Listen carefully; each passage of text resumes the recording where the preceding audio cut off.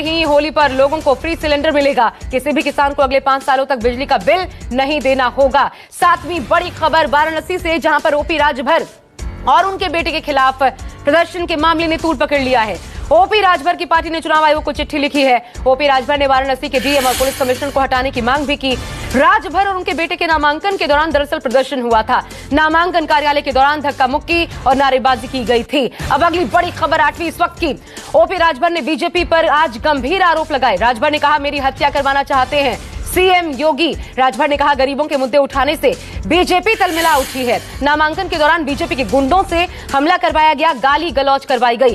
राजभर ने यहां तक कहा कि गुंडाई कराने के पीछे डीएम और कमिश्नर भी शामिल थे। राजभर ने खुद की और बेटे की सुरक्षा की मांग भी उठाई है। 9वीं बड़ी खबर, अब मायावती की बात करते हैं। मायावती ने बीजेपी, सपा और कांग्रेस पर जोरदार हमला बोला। कहा, सत्ता में आने के लिए पार्टियों ने हवा हवाई और प्रलोभन भरा घोषणा पत्र जारी किया, लेकिन लोग बहकावे में न आए। सत्ता में आने के बाद बीजेपी, सपा कोई भी अपने वादे पूरे नहीं करेंगे। बसपा सुप्रीमो मायावती बोली, बीएसपी घोषणा पत्र नहीं लाएगी क्योंकि हम कार्य करके दिखाने में ज्यादा यकीन करते हैं। अब 10वीं बड़ी खबर मऊ से। बड़ी खबर यह है कि मऊ से मुख्तार अंसारी नहीं लड़ेंगे इस बार चुनाव। बेटे अब्बास अंसारी को सपा गठबंधन में टिकट मिला है। मुख्तार अंसारी के बेटे अब्बास अंसारी ने नामांकन भी भर दिया। कहा, पिता को असंवैधानिक तरीके से जेल में रखा गया। मऊ सदर विधानसभा सीट को मुख्तार अंसारी का गढ़ माना जाता है। मऊ में अंतिम चरण में ही मतदान होना है। कहां से लड़ेंगे मुख्तार अंसारी, अभी ये तय नहीं है। अगली ब्रेकिंग न्यूज शाहजहांपुर से।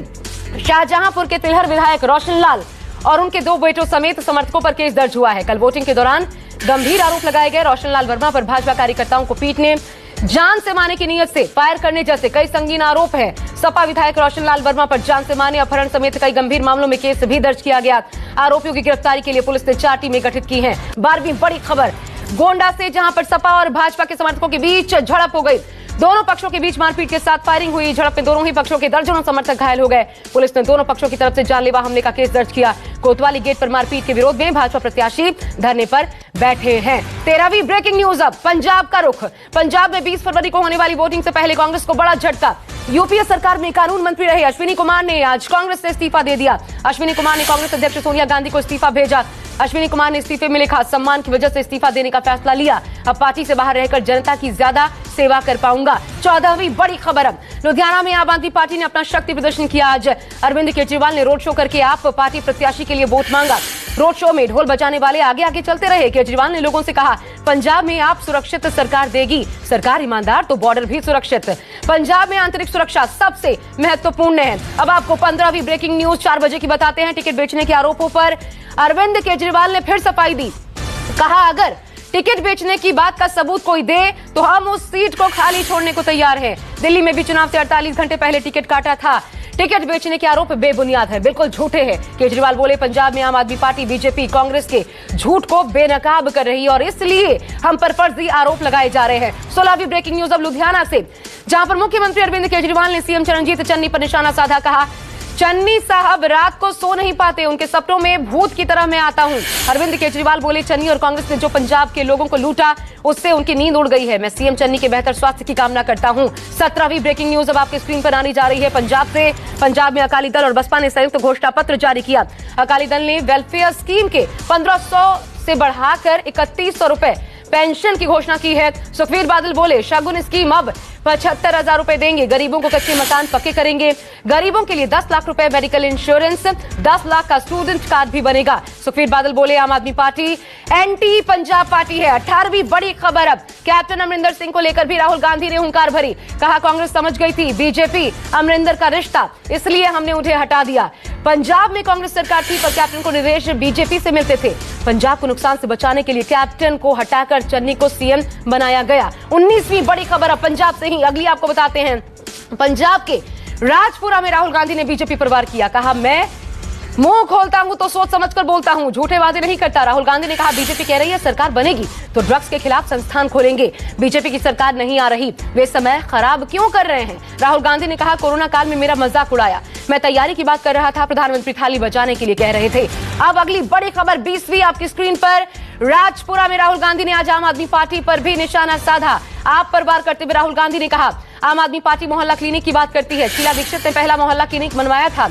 आम आदमी पार्टी की मोहल्ला क्लिनिक कोरोना के समय आखिर कहां थी? लोग सड़कों पर मर रहे थे, ऑक्सीजन सिलेंडर कहां थे? ये सवाल राहुल गांधी ने उठाए। 21वीं ब्रेकिंग न्यूज अब लखीमपुर हिंसा मामले में केंद्रीय मंत्री टेनी के बेटे और मुख्य आरोपी आशीष मिश्रा की जेल से रिहाई का रास्ता साफ हो गया और उसके बाद आज शाम को आशीष मिश्रा को रिहाई मिल सकती है। इलाहाबाद हाईकोर्ट की लखनऊ बेंच ने आशीष मिश्रा को हिंसा में 10 फरवरी को जमानत दी थी। लखीमपुर हिंसा में किसानों समेत कुल 8 लोगों की जान गई थी। 22वीं ब्रेकिंग न्यूज अब चारा घोटाले में आज लालू यादव के लिए दिन भारी साबित हुआ। दोषी करार दिए गए लालू प्रसाद यादव। रांची की स्पेशल सीबीआई कोर्ट ने फैसला सुनाया। झारखंड के डोरंडा ट्रेजरी से 139 करोड़ रुपए की अवैध निकासी का यह मामला है। सीबीआई कोर्ट ने फाइनल फैसला सुनाते हुए लालू यादव को दोषी करार दिया। लालू यादव की सजा का ऐलान 21 फरवरी को किया जाएगा। जिस वक्त सजा का ऐलान हुआ, लालू यादव कोर्ट रूम में खुद मौजूद थे। 23वीं ब्रेकिंग न्यूज अब लालू की दोषी करार होने के बाद सूबे के सियासी गलियारों में हलचल बढ़ गई है। पूर्व मुख्यमंत्री और राज्यसभा सांसद सुशील मोदी ने कहा, मुझे खुशी है जिन्होंने बिहार को लूटा उन्हें सजा मिली है। इस मामले को हमने उजागर किया था। 30 साल से केस चल रहा है। लालू यादव का अब कोई असर नहीं रहा। हंसी मजाक करके वो मीडिया में बने रह सकते हैं। 24वीं ब्रेकिंग न्यूज अब पटना से राजभवन मार्च कर रहे एलजेपी चिराग पासवान गुट के कार्यकर्ताओं पर आज पुलिस ने जमकर लाठियां भांजी। कार्यकर्ताओं के साथ सांसद चिराग पासवान खुद मौजूद थे। करीब 2000 एलजेपी कार्यकर्ता कई मांगों को लेकर प्रदर्शन कर रहे थे। इस दौरान पुलिस और एलजेपी कार्यकर्ताओं के बीच झड़प हो गई। सचिवालय की ओर बढ़ रहे कार्यकर्ताओं पर पुलिस ने लाठीचार्ज किया। आंसू गैस के गोले भी दागे गए। 25वीं ब्रेकिंग न्यूज अब पटना में सचिवालय पर अड़े रहे एलजेपी कार्यकर्ता। पटना में हाईकोर्ट और न्यू म्यूजियम के पास की सड़क काफी देर तक यहां बवाल होता रहा। कार्यकर्ता जैसे ही इनकम टैक्स दफ्तर से आगे बढ़े, पुलिस ने उन्हें रोकने की कोशिश की, लेकिन कार्यकर्ताओं के अड़ने के बाद स्थिति बिगड़ गई। चिराग को गिरफ्तार कर लिया गया है। अगली ब्रेकिंग न्यूज 26वीं आपकी स्क्रीन पर। गुरुग्राम में बुर्का पहने हुए एक विदेशी महिला ने आज जमकर हंगामा कर दिया। दिन दहाड़े टैक्सी ड्राइवर पर चाकू से वार कर दिया। गुरुग्राम के राजीव चौक पर बुर्का पहने महिला ने यह अटैक किया। टैक्सी रुकवाकर ड्राइवर को चाकू मारा। महिला को हिरासत में लिया गया। महिला मिस्र की बताई जा रही है। वहीं घायल ड्राइवर को अस्पताल में भर्ती करवाया गया। उसकी स्थिति ठीक है। अगली ब्रेकिंग न्यूज अब घटना के फौरन बाद महिला पुलिस की टीम मौके पर पहुंची। बुर्का पहने महिला को पकड़ने आई पुलिस के साथ भी इस महिला ने हाथापाई की। महिला ने पुलिसकर्मी के साथ धक्का मुक्की की। सड़क पर काफी देर तक हंगामा होता रहा। गुरुग्राम पुलिस ने महिला को हिरासत में लिया। पूछताछ जारी है कि आखिर उसने टैक्सी ड्राइवर पर यूं अचानक हमला चाकू से क्यों किया। 28वीं ब्रेकिंग न्यूज अब राजस्थान से। राजस्थान में भी ट्रांसजेंडर को सरकारी नौकरी में आरक्षण मिलेगा। जोधपुर पीठ ने राज्य सरकार को निर्देश दिया। राजस्थान हाईकोर्ट ने कहा, राजस्थान सरकार सरकारी नौकरियों में ट्रांसजेंडर को आरक्षण दे। साथ ही इससे संबंधित प्रक्रियाओं को 4 महीने में पूरा करने को भी कहा गया है। 29वीं ब्रेकिंग न्यूज अब देश में कोरोना की तीसरी लहर से जुड़ी, जो कि कमजोर पड़ी है। लगातार तीसरे दिन अच्छी खबर ये 50,000 से कम केसेस आए। आंकड़ों के मुताबिक देश में पिछले 24 घंटे में 27,409 नए कोरोना के मरीज मिले। 347 संक्रमितों की जान गई। पिछले 24 घंटे में 82,000 लोग कोरोना से ठीक हुए हैं। देश में एक्टिव मरीजों की तादाद की बात करें 4,23,000। देश भर में 173 करोड़ कोरोना वैक्सीन की डोजेस भी दी जा चुकी है। 30वीं ब्रेकिंग न्यूज अब कोरोना के घटते मामलों के बीच पश्चिम बंगाल में पाबंदियां कम हुई हैं। अंतर्राष्ट्रीय उड़ानों पर प्रतिबंध वापस लिया गया। शर्तों के साथ बंगाल में उड़ानों से पाबंदियां हट गई हैं। अंतर्राष्ट्रीय यात्रियों को फुल वैक्सीनेटेड या फिर 72 घंटों की RT-PCR नेगेटिव रिपोर्ट दिखाना अनिवार्य है। पश्चिम बंगाल में कल से स्कूल भी खुलेंगे। वहीं रात 12 बजे से सुबह 5 बजे तक रात का कर्फ्यू जारी रहेगा। 31वीं ब्रेकिंग न्यूज अब कोरोना की तीसरी लहर के बीच बच्चों के लिए जल्द एक और वैक्सीन आने वाली है। सरकार ने बायोलॉजिकल वैक्सीन बनाई है।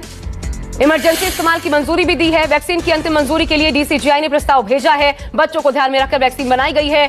DCGI की मंजूरी मिलने के बाद इस वैक्सीन को 15 साल से कम उम्र के बच्चों को लगाई जा सकेगी। 32वीं ब्रेकिंग न्यूज अब आपको बताते हैं। मुरादाबाद में पुलिसकर्मी की तेज रफ्तार कार ने बाइक सवार को टक्कर मार दी। इस हादसे में बच्ची समेत 3 लोग घायल हो गए। हादसे के बाद भाग रहे पुलिसकर्मी को लोगों ने जमकर पीटा।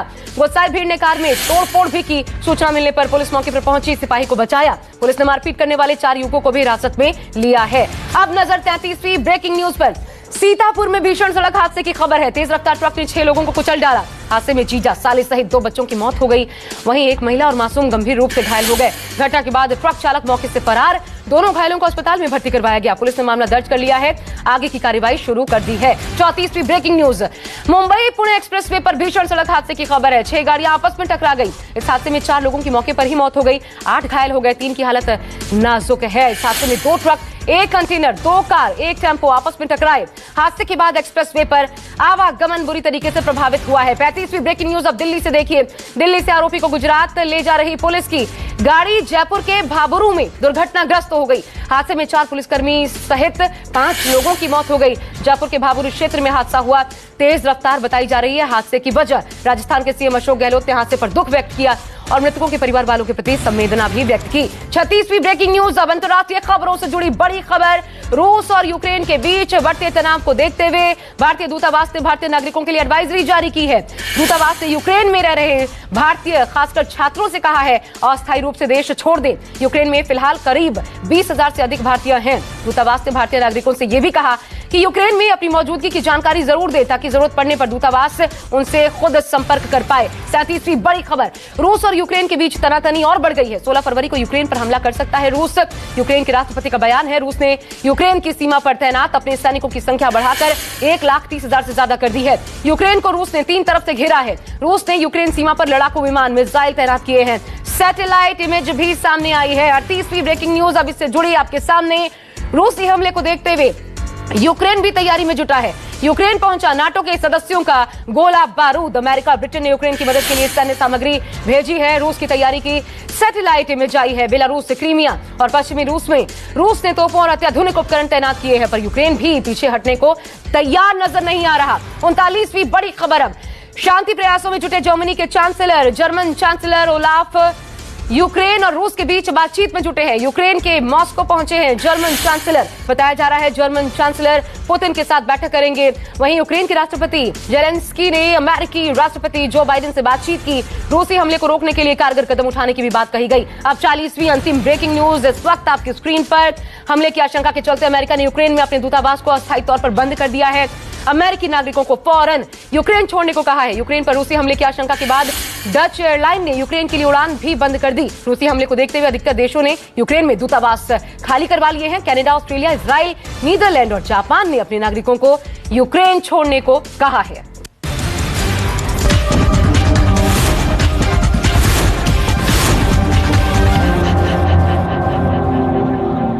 दुनिया तो यही कह रही है कि अरे ये लोग पास हो रहे, रिपोर्ट कार्ड